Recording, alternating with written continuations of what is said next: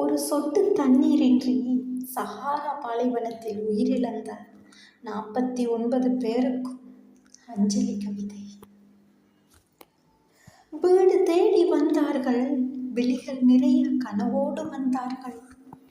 வாசல் தேடி நடந்தார்கள், வழியிலே மண்ணோடு கலந்தார்கள்.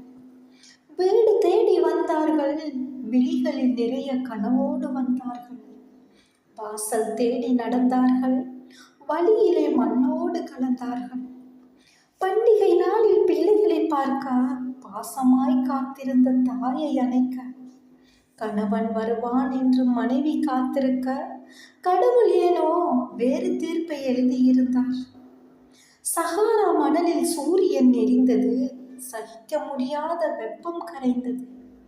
கையில் இருந்த தண்ணீர் தீர்ந்தது, கடைசியில் உயிரும் பிரிந்தது. சஹாரா மணலில் சூரியன் எரிந்தது, சகிக்க முடியாத வெப்பம் கரைந்தது. கையில் இருந்த தண்ணீர் தீர்ந்தது, கடைசியில் உயிரும் பிரிந்தது. தண்ணீர் தண்ணீர் என்று துடித்த உதடுகள், கொஞ்சம் தண்ணீர் என்று ஏங்கிய இதயங்கள். யாரும் கேட்கவில்லை, கொடுக்கவும் யாரும் இல்லை. மணல் மட்டும் இருந்தது, மரணம் நின்றது. மணல் மட்டும் இருந்தது, மரணம் நின்றது. ஒரு தாய் மகனை நினைத்திருப்பாள், ஒரு குழந்தை தந்தையை எதிர்பார்த்திருக்கும். ஆனால் வந்ததோ சோக செய்தி மட்டுமே. வீட்டுக்கு வர வேண்டிய கால்கள் வெப்பத்தில் வாடி விழுந்தன. குடும்பத்தை அணைக்க வேண்டிய கரங்கள் மண்ணில் புதைந்து போயின. வீட்டுக்கு வர வேண்டிய கால்கள் வெப்பத்தில் வாடி விழுந்தன. குடும்பத்தை அணைக்க வேண்டிய கரங்கள் மணலில் புதைந்து போயின. 49 உயிர்கள், 49 கனவுகள், 49 குடும்பங்களின் நம்பிக்கைகள் ஒரே பாலைவனத்தில் புதைந்து போயின. 49 உயிர்கள், 49 கனவுகள், 49 குடும்பங்களின் நம்பிக்கைகள் ஒரே பாலைவனத்தில் புதைந்து போயின.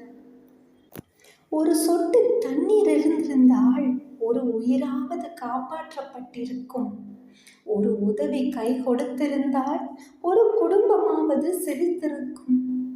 ஒரு சொட்டு தண்ணீர் இருந்திருந்தால் ஒரு உயிராவது காப்பாற்றப்பட்டிருக்கும். ஒரு உதவி கை கொடுத்திருந்தால் ஒரு குடும்பமாவது சிரித்திருக்கும். ஆனால் விதி வேறு எழுதப்பட்டது, வெப்பம் வேறு பேசப்பட்டது. தாகம் ஒரு உயிரை கொன்றது, பாலைவனம் மனிதனை தோற்கடித்தது.